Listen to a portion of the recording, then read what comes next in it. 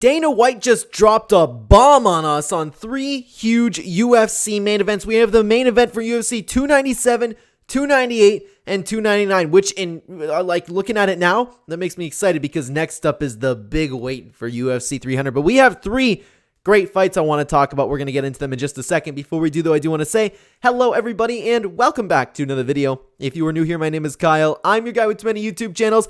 Let's talk about these fights. So the first one I want to talk about, it's official. Sean Strickland is taking on Dricus du Plessis. First of all, I want to say this is very, very nice. I'm glad Dricus du Plessis is finally getting his title fight. He deserves it, especially for beating Prime Robert Whittaker. This dude, he was injured. I understand why he didn't want to take the fight against Adesanya. I'm glad he's actually getting a shot at the belt. Now, for a matchup, I don't know what to think about it.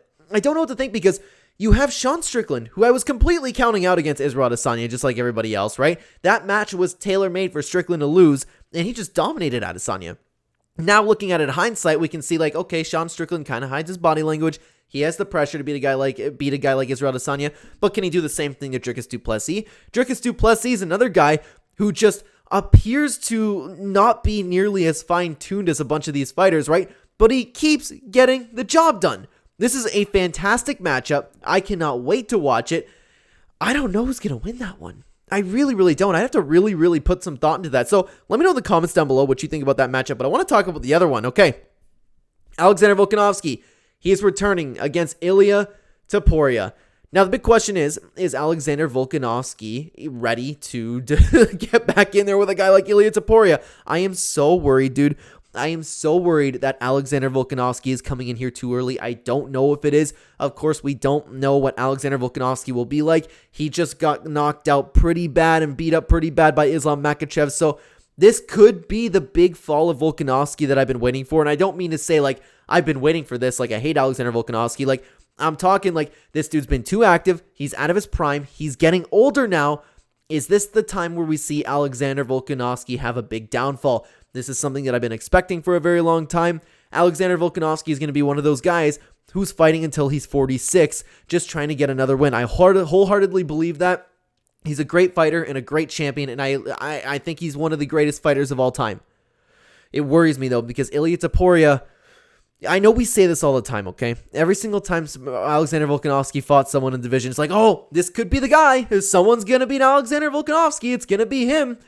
I wouldn't have said that about Ilia Topuria after seeing the fight against Islam Makhachev because now I question Volkanovski. Sometimes we see fighters get knocked out and they're never the same. Maybe his chin's gone. I'm just throwing that out there. It's always a possibility, right? So I actually don't know if I'm going to pick Volkanovski here. I should because he's proved me wrong too many times, and it could just be the performance against Islam. It could be he was out of shape. It could be him coming off of surgery. Who knows? He could still show up and be the Alexander Volkanovski that we all know and love, right? But man, with this asterisk coming in here, I don't mind Ilia Topuria's chances at all. The dude is very crisp, very hungry, very young, very powerful.